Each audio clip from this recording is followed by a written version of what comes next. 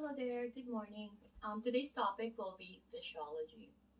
I'm going to be doing some detailed topics of the systems, the different organs of the body, but I'm also going to be touching a little bit of anatomy. But today, the first video I'm going to be doing is just a little introduction or brief description, or I would describe or differentiate perhaps what is physiology. Okay, and I'm gonna start by referring to perhaps with anatomy and physiology. With anatomy, it's a science behind our body structure or the development of the body.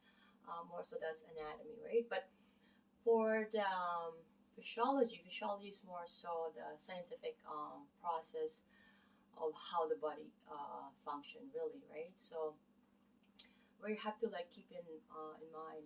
And if nobody has known me doing videos, it's more so like I don't edit as how it goes.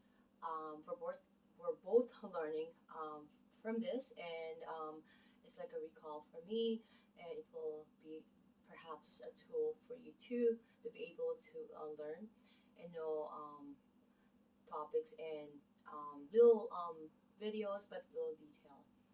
I don't have any pictures to show or anything, but if it's really mandatory, I will be showing some pictures. I will be just holding it into the camera, and I'm going to be explaining them in detail. Okay, so I'm going to start now by just again differentiating.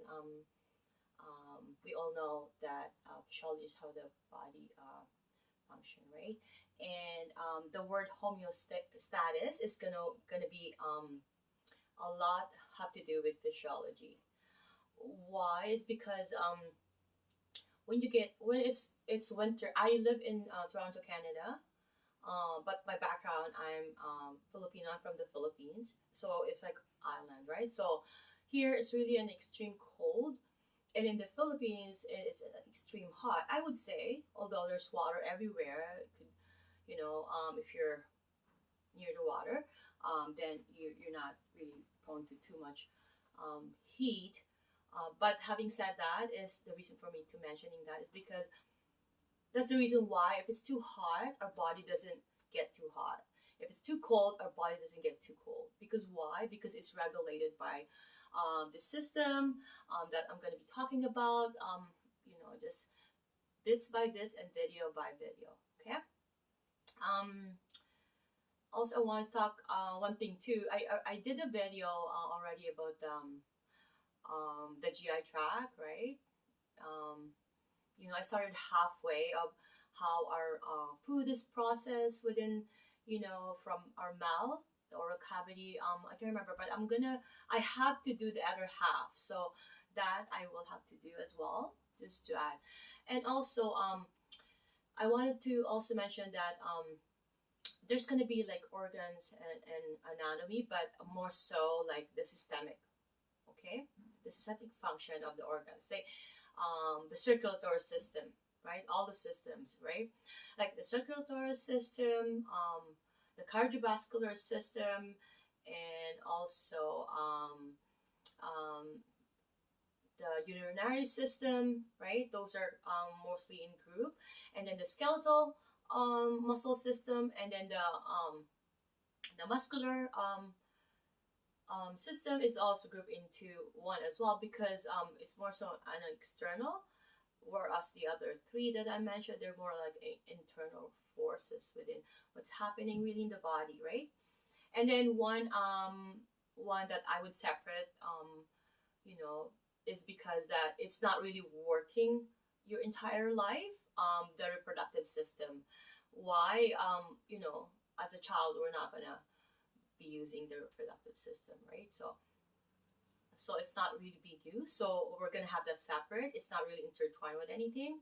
And then one interesting topic that I'm very very excited about to do a blog is the central nervous system and also the endocrine system, right? So this is very interesting for me. Why? Is because just like how our life now in terms to receiving a signal, because the nerves, they're doing that electric conductivity or electric signal to, but we'll explain that in detail. I'm just using layman terms here.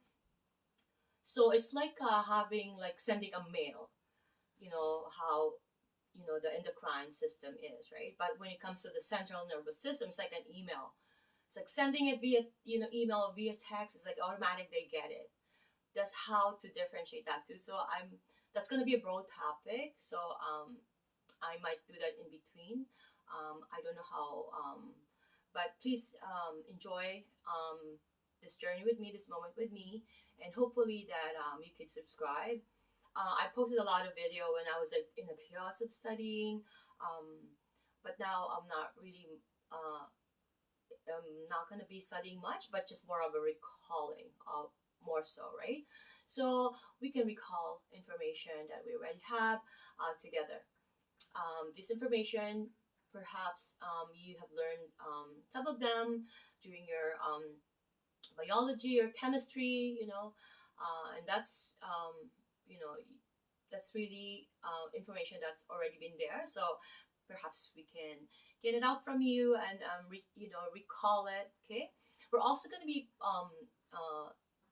talking about pharmacology a little bit and the pathophysiology, right? So if and also I did the pathology segments, right? All pathologies, I already done that, but and I'm gonna touch on about pharmacology in a separate video, and anatomy, like I mentioned, and pathophysiology, and a little bit of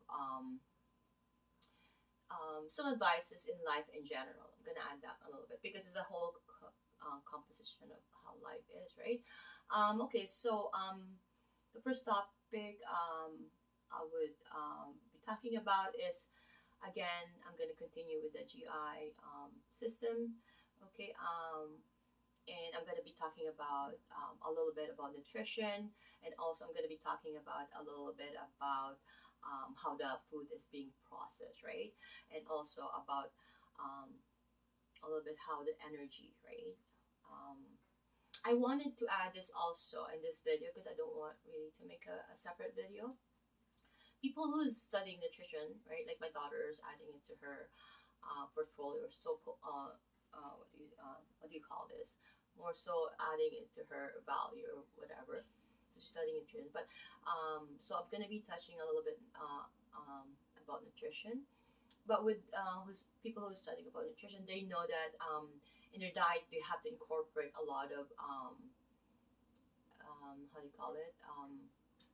Some wheat, like eating a lot of oatmeal and cellulose. Although cellulose, we cannot digest that, but it's needed in our diet. Why?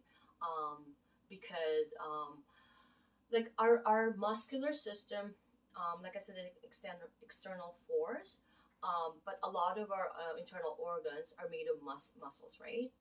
So these needs to be doing some peristalsis, even our colon, right? So if these muscles, the linings of the colon or everything else, or of the muscle, if it's not, you know, um, contracting, it's not doing its supposedly action, is doing some peristalsis.